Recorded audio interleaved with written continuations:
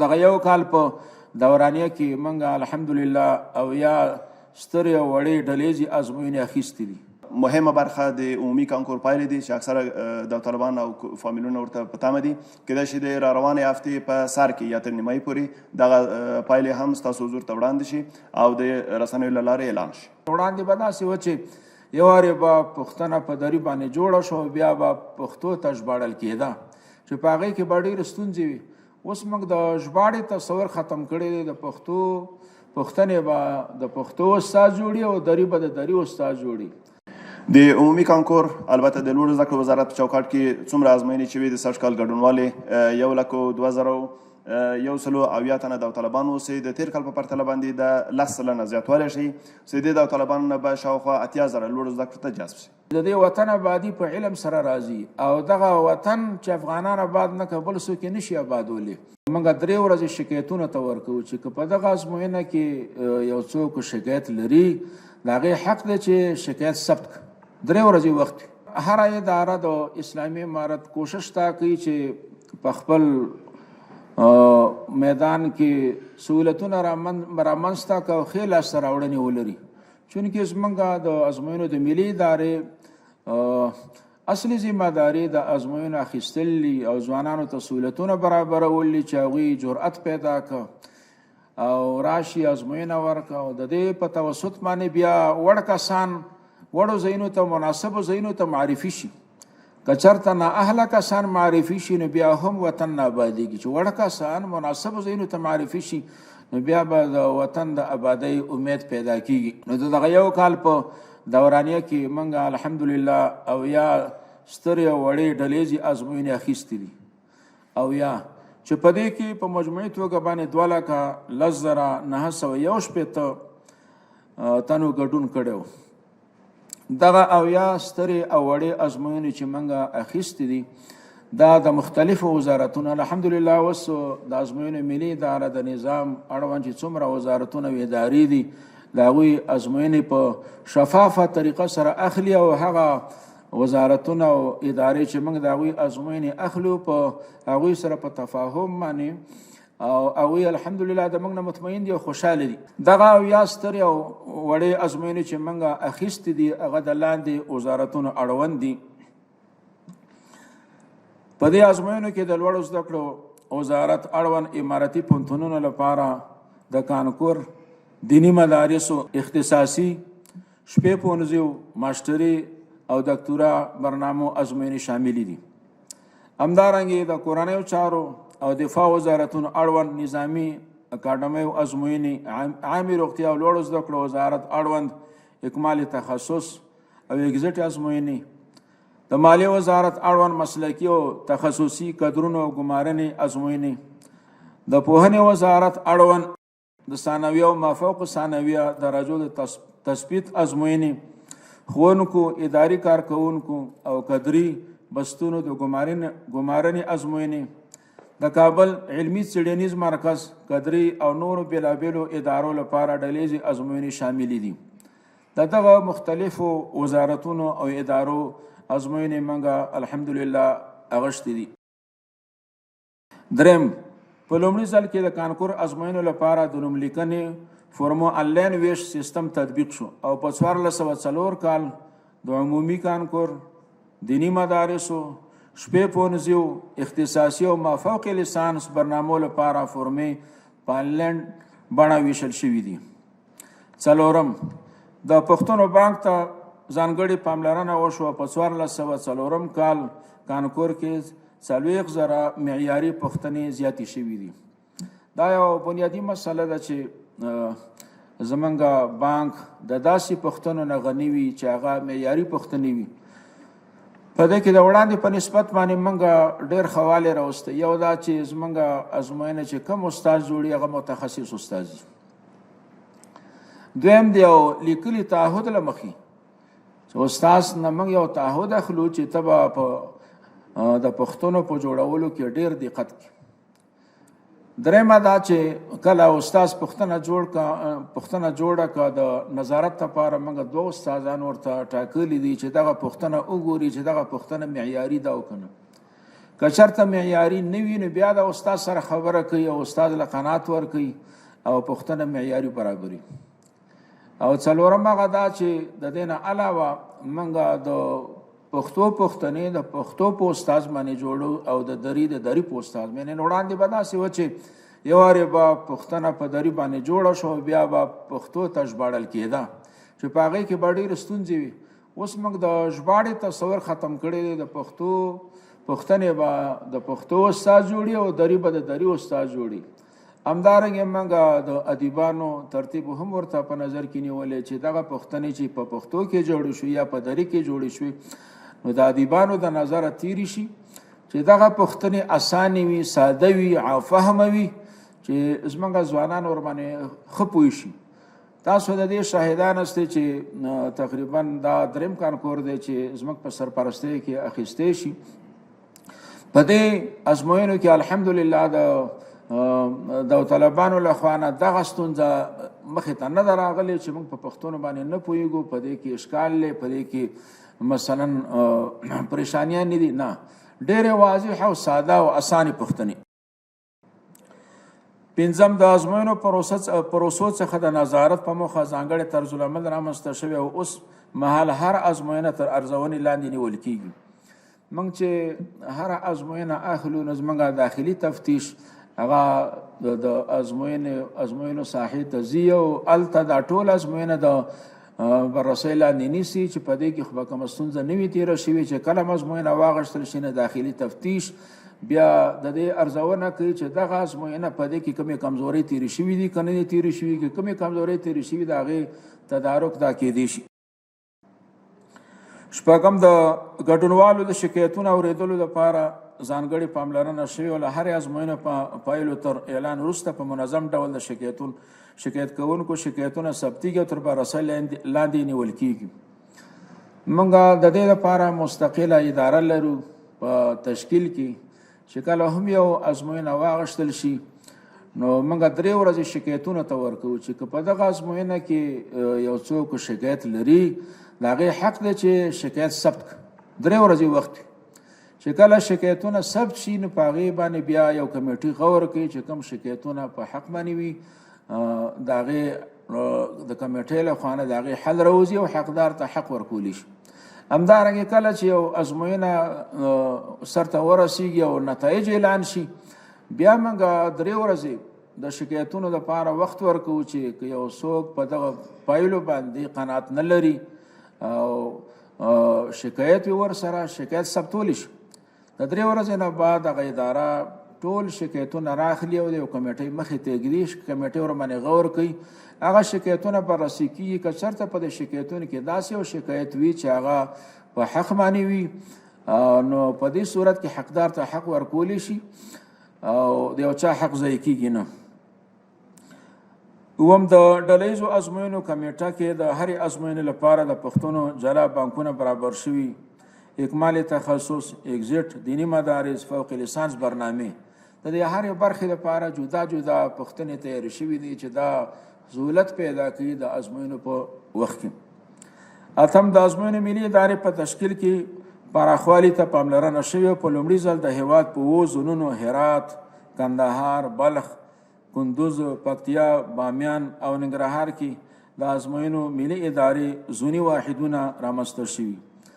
دا ډېر لوی سهولت دی. وړاندې به مثلا موږ یو داوطلب کابل ته راته و مجبور به چې کابل ته راشي خپل مشکل حل کړي. الحمدلله په تیر کال کې یو دا لاسته راوړنه وه چې په د 7 ځایونو کې زموږ نمایندګیانې رامنځته شوې او داوطلبان چې څومره دي د خپل ځون د لارې خپل مشکل حل کوي. دې ته ضرورت نه لري چې کابل ته راشي. نو هم وخت بچت شي داوطلب ته او هم اقتصادي لحاظ سره هغه ته ښه پرېوځي. ورسره هم زمانو سهولت دا هم دی چې د دغه سهولت په نتیجه کې سږکال الحمدلله زموږ په ګډونوالو کې هم زیاتوالی راغلی د تیر کال په نسبت باندې، ځکه چې سږکال سهولتونه مخې ته راغله او دغه سهولتونو نه یو سهولت دا دی چې په زون کې زونی واحد پیدا شو، داوطلبانو ته سهولت مخې ته راغی. نه هم د ګډونوالو لپاره د اسانتیا په موخه 1404 کال کې په نورستان ولایت کې د ختیځ نورستان او لویدیځ نورستان لپاره هم د ازموینو حوزې رامنځته شوي او په 1405 کال کې به د بدخشان په واخان کې هم د ازموینو حوزه رامنځته شي. موږ د نورستان مخکې به یو ځای کې امتحان اخیستی شو، بیا سږکال چې موږ په دې باندې غور وکړو، مشوره مو ورباندې وکړه چې خلکو ته څنګه سهولت رامخې ته شي. نو شرقي نورستان او غربي نورستان دا دواړه لرې پرتې منطقې وي. نو دوه حوزې موږ د امتحان اضافه کړې په نورستان کې چې هلته ګډونوالو ته سهولت پیدا شي. همدارنګه سږکال موږ دا فیصله هم وکړه چې راتلونکي کال کې به په واخان کې هم د ازموینو حوزه اضافه کېږي، ځکه هغه هم داسې لرې پرته منطقه ده. په هر تقدیر زموږ کوشش دا دی چې موږ ځوانانو ته څنګه حوصله ورکړو چې ځوانان تعلیم ته راشي. په دې کې شک نشته چې افغانستان کې مشکلات ډېر دي، اقتصادي مشکلات دي، نور ستونزې هم افغانان لري، خو د هغه ټولو ستونزو باوجود الحمدلله افغانان د تعلیم پرواره خلق دي، تعلیم شوقیان دي، د تحصیل شوقیان دي. سږکال موږ تقریبا د تیر کال په نسبت باندې د داوطلبانو تعداد زیات و. دا د دې خبرې دلیل دی چې افغانان د علم سره د تحصیل سره علاقه، شوق او رغبت لري. په دغه خاطر باندې موږ هم انتهایی زیات کوشش کوو چې موږ ځوانانو ته څنګه سهولتونه برابر کړو. که یو مریض وي نو هم ورته سهولت برابرو، هلته په ګاډي کې ورته سهولت برابرو چې دی هلته ډاکټر ورته ناست وي، خو هغه ته د ازموینې سهولت برابرو چې دی محرومه نشي. دارنګې که یو سړی بل عذر ولري، دغه عذر په اساس باندې هم درته موږ سهولت برابرو. نو هدف د دې ادارې دا دی چې څنګه ځوانان تشویق شي، علمي میدان ته راشي او مایوسه نشي.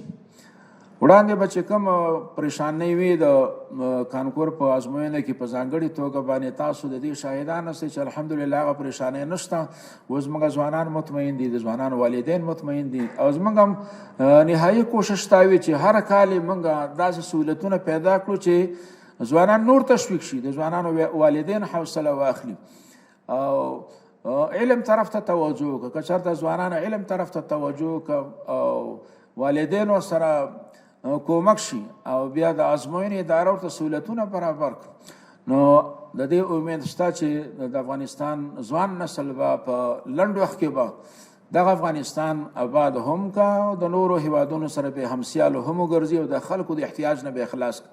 او په دې باندې موږ پوهیږو چې د دې وطن آبادي په علم سره راځي او دغه وطن چې افغانان آباد نه کړي بل څوک یې نشي آبادولی. او دغه وطن که آبادیږي همدغه زموږ ځوانان به آبادي، دا زموږ آینده ده، آینده ده د افغانستان آینده ده دغه ځوانانو په لاس کې ده. نو زموږ شپې او ورځې دغه کوشش وي چې موږ د ازموینو په ډګر کې څنګه ځوانانو ته داسې سهولتونه برابر کړو چې ډېر په آرام، خوشدلۍ، حوصلې او رغبت سره ازموینه ورکړه او خوشحاله وي.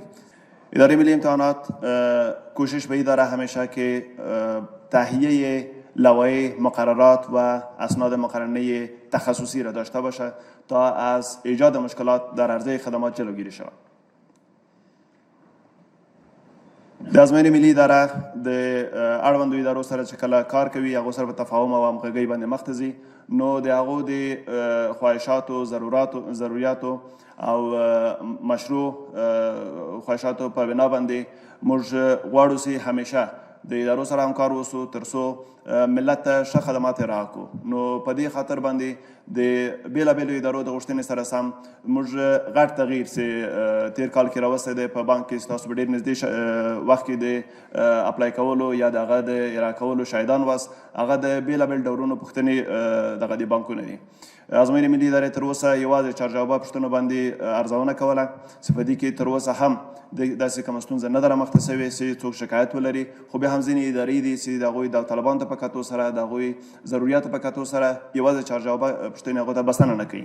نو په دې خاطر ازموینې ملي ادارې کوشش کړی تر څو د چارجوابه پوښتنو تر څنګ نور ډول تشریحي، خانهخالي او دې پوښتنو باندې کار وکړي او د اداراتو د غوښتنې سره سم دا په ازموینه کې ځای په ځای کړي. د ازموینې ملي اداره په تېر یو کال کې د ځوانونو فعالیت په کتو سره د هېواد د وګړو د خوښۍ څرګندونو په اساس باندې دا هوډ لري چې خپل ځوانونه دغه کې پیاوړي کړي تر څو وکولی سي کم خدمات چې په مرکز کې موږ هېوادوالو ته راکولی سو عین خدمات په مشابه ډول باندې بدون د کوم ستونزې هغه موږ وکړو په ځوانونو کې او بالاخره همداسې په ولایاتو کې د خدمات ارائه سي. لکه څنګه چې شیخ صاحب وفرمایل ازموینې ملي ادارې په تېر یو کال کې شاوخوا 80 ازموینې اخیستې دي او په شفافه توګه باندې دا پایلې اعلان شوي دي. خو لکه څنګه چې هېوادوالو ته معلومه ده د ازموینو ملي ادارې تر ټولو غټ او ستر فعالیت د عمومي کانکور ازموینه ده چې د لوړو زده کړو وزارت دپاره اخیستل کېږي تر څو هغه ته تثبیت شوي او شایسته سالري په اساس باندې ښه محصلین ور وپېژندل شي چې هغه هر کال د ازموینې ملي ادارې د ګډونوالو تقریبا 50 سلنه دغه کوي جوړوي. نو کم فعالیتونه سي یا کم تغییرات سي سږکال عمومي کانکور کې راغلی وو. اول تر ټولو مهمه خبره دا وه چې زموږ د نوملیکنې وخت ډېر و نظر تېرو کالو ته. تېرو کالو کې تاسو شاهدان یاست چې کله به نوملیکنه اعلان شوه نو د کانکور د اعلان پورې به 2 میاشتې وخت پاته و چې په دې 2 میاشتو کې لیسې د ولسوالیو نه به حرکت کوو، راتلل به معارف مرکزو ته، دې ځای نه به فورمې اخیستلې یا ځینې ولایتونه به راتلل د کابل نه به فورمې اخیستلې او دا بیا ورسېدل داوطلبانو ته تر څو چې داوطلب فورمه اخیستله ډکوله او بیرته موږ ته رارسوله. داوطلب ته 20 ورځو نه ډېر وخت نه و پاته. نو سږکال د ځانونو په مرسته باندې او همچنان د آنلاین پروسې په مرسته باندې موږ وکولی شو چې د ازموینې د لومړي دور ازموینې د اعلان څخه 3 میاشتې مخکې موږ د شپې اعلان وکړئ. سبا نه کانکور ازموینې لپاره نوملیکنه شروع ده. داوطلب کولی شوی چې سبا خپل موبایل، خپل کمپیوټر یا حتی که چېرته امکانات ونه لري نږدې دکان یا انټرنیټ کیفې ته لاړ شي، هغه ځای نه فورم ډاونلوډ کړي او مکمل پروسیجر په تسلي سره 3 میاشتې موږ د امتحان نه مخکې دا پروسه شروع کړې او دا ثبت نام د آخري امتحان تر ورځې پورې هم دا پروسه جریان درلوده چې په مجموع کې موږ داوطلبانو ته حد اکثر 4 میاشتې وخت د نوملیکنې ورکړی و. د افغانستان د مشکلاتو ته په کتو سره اکثره ولایتو کې موږ ټکنالوژي ته لاسرسي نه لرو. نو په دې خاطر باندې د ځانونو په مرسته باندې موږ وکولی شوی کومو لیسو حتی لیسو سره موږ په تماس کې وو، د معارف لیسو سره، معارف امریتونو سره، معارف مدیریتونو سره، هر چا خپله ستونزه ځان ته راوړې زموږ فورمه نه شو ډاونلوډولی یا زموږ داوطلب دې کې ستونزه لري موږ فزیکي فورمې هم چاپ کړي دي او داوطلب په اختیار کې هم ورکړي دي. بل غټ تغییر چې په عمومي کانکور کې و لکه څنګه چې شیخ صاحب وفرمایل سږکال د ازموینې د کانکور ازموینه په 40 حوزو کې واخیستل شوه چې کال ته به دا پلان انشاءالله 41 حوزو کې د بدخشان په شمول باندې اضافه شي. همدارنګه کوم داوطلبان چې ونه شوی کولی د ولایت په امتحان کې حاضر شي یا مرکز کې په خپل عمومي امتحان کې حاضر شي، هغو ته موږ سهولت د زون په مرسته باندې ایجاد کړی و. یو داوطلب کولی شوی چې زون ته مراجعه وکړي او موږ ته له سره ثبت نام وکړي تر څو موږ وکولی شو دا داوطلب څخه بیا ځلې په همدې کال کې امتحان واخلو. چې دا دې لامل شو چې موږ شاوخوا 3000 داوطلبان چې دوی ونه کولی شوی چې خپل امتحان ته حاضر شي د بېلابېلو ستونزو په اساس باندې هغه موږ متفرقه ازموینه کې د غیر حاضرو په جمع کې تنظیم کړو. د ګډونوالو د شهرت د ستونزو اکثره ګډونوال چون د فورمه آنلاین وه او دا ستونزو ته په کتو سره کېدای شي داوطلبان نابلدي ورسره وکړي. موږ د هر دور د ازموینې شهرت په آنلاین بڼه باندې اعلان کړی دی. معارف ریاستونو سره هم شریک کړی دی. کوم ټیمونه چې بایومټریک دپاره هلته تللي د هغو په لاس هم لېږلي دي تر څو داوطلبان وکولی شي د ازموینې څخه مخکې په ارام مغزو باندې خپل مشکلات او ستونزې حل کړي او امتحان ته په ارام مغزو باندې اشتراک وکړي. د عمومي کانکور البته د لوړو زده کړو وزارت په چوکاټ کې څومره ازموینې چې وي د سږکال ګډونوالې 1,02,180 تنه داوطلبان اوسئ. د تېر کال په پرتله باندې د 10 سلنه زیاتوالی ښیي چې دې داوطلبانو نه به شاوخوا 80,000 لوړو زده کړو ته جذب شي. تېر کال کې د 80 ازموینو په اخیستلو د 80 ازموینو لپاره زموږ د انسجام ریاست لخوا تقریبا 2.5 لکه فورمې ویشل شوي دي چې دې 2.5 لکه فورمې د راټولولو وروسته په سیستم کې ټول ثبت شوي دي، مشکلات مخکې له مخکې حل شوي دي او دا داوطلبان ټول د تخنیکي ریاست لخوا هر یو بایومټریک شوي دي. مخکې له مخکې د اسنادو له مخې د البته اصلي اسنادو له مخې پېژندل شوي دي، شناسایي شوې ده تر څو د امتحان صحنه کې د جهل نه مخنیوی وشي او همدارنګه د ازموینې په ورځ باندې بیرته دوی کوم اسناد باندې معرفي شوي وو په هماغه اسنادو په اساس باندې دوی بیرته بیا چک شوي دي تر څو د یوازې کسانو د ګډون څخه مخنیوی وشي. لکه څنګه چې ازموینې ملي اداره الکتروني کولو ته ژمن دی او غواړي چې همیشه خپل فعالیتونه څومره چې تخنیکي دی څومره چې تخنیکي ادارې په حیث باندې پېژندل کېږي تر هغه لا زیات یعنې د توقع څخه زیات کوشش دا دی چې دا زموږ کارونه نور هم تخنیکي وي تر څو سهولتونه ډېر ایجاد شي. نو په دې راسته کې ازموینې ملي ادارې د تېر کال د ثبت نام فورمو چون د داوطلبانو ډیټا زموږ په کار وي د ثبت نام د فورمونو سکن شروع کړی دی چې په تېر کال کې د تېرو کلونو شاوخوا 3 لکه فورمې سکن شوي دي او الکترونیکي آرشیف ته تسلیم شوي دي. ازموینې ملي ادارې د تخنیکي برخه کې همیشه چون موږ وینو چې موبایل اوس د هر چا په جیب کې دی نو موږ تقریبا بېلابېلو برخو کې اپلیکیشنونه جوړ کړي دي چې هغه ته هغه نه داوطلبان او همدارنګه زموږ داخلي کارکوونکي کولی شي په اسانۍ سره استفاده وکړي. د ازموینې ملي ادارې څومره اسناد چې دي هغه د ځوابپاڼې ده، هغه بروشرې دي، هغه د کارتونو چاپ دی او همدارنګه کودرشتي دي. دا ټول د ازموینې ملي ادارې په داخلي مطبع کې، یعنې د څومره د طالبان څخه زیات کړل د ټول لپاره دا اسناد د ازموینې ملي ادارې په داخلي مطبع کې چاپ شوي دي.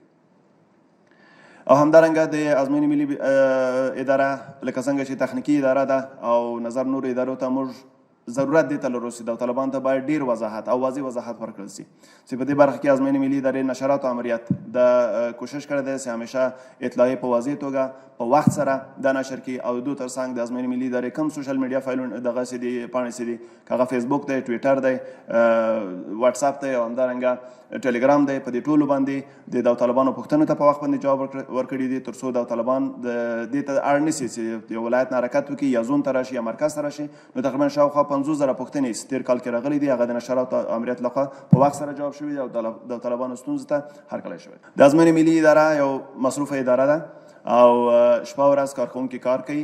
یعنی دا د خوشحالۍ ځای دی چې ما د یو کارمند نه تر اوسه دا نه دی اورېدلي او کېدای شي مقام به هم نه یې اورېدلی چې ما 4 بجې رسمیت خلاص دی نو اوس دا کار سبا ته پرېږدم. نه، ازموینې ملي اداره که شپه ده که ورځ ده چې کله کار تر څو نه وي خلاص شوی رسمیت د کار تر پایه پورې دی. نو همدارنګه ازموینې ملي اداره کوم روانې کارونه چې تر لاس لاندې لري ستاسو به نږدې راتلونکي کې د هغه شاهدان واست. او مهمه برخه د عمومي کانکور پایلې دي چې اکثره د طالبان او فامیلونه ورته په تمه دي. کېدای شي د راروانې هفتې په سر کې یا تر نیمایي پورې دغه پایلې هم ستاسو حضور ته وړاندې شي او د رسنیو له لارې اعلان شي. د عمومي کانکور وروسته کوم مهمه ازموینه چې ده چې د هېواد د وګړو په ژوند کې ډېر رول لري هغه د ډاکټر صاحبانو ازموینې دي چې په دې برخه کې موږ د ټرینرۍ تخصص ازموینه د اکمال تخصص سره تر لاس لاندې لرو او همدارنګه د اگزیټ ازموینه را روان ده. کېدای شي را روانه 1 تر 2 میاشتې پورې دا امتحان واخیستل شي. را روانه هفته کې موږ د کیور روغتون لپاره د عامه روغتیا وزارت په چوکاټ کې اکمال تخصص ازموینه ده چې تقریبا شاوخوا 1200 د طالبان په دې کې ثبت نام کړی دی. او همدارنګه بله ستره ازموینه چې د لوړو زده کړو وزارت په چوکاټ کې ده د فوق لیسانس د ماستري او دکتورا ازموینې دي چې هم را روان 1 میاشت کې پلان اعلان شي او را روان 1 میاشت کې واخیستل شي. او دې ترڅنګ د دیني علماء کرامو تثبیت سوي ازموینې دي چې په 4 ولایتو کې به را روانه میاشت کې ترتیب شي او اعلان به شي واخیستل شي. د وزارت دفاع په چوکاټ کې د هوایي او هوایي مدافع پوهنتون د طالبان دي شاوخوا 3000 د طالبانو ثبت نام ورته کړی دی. هغه پوهنتون ته د شمولیت امتحان دی چې دا به هم را روانې 2 هفتو کې اعلان شي او واخیستل شي. مننه.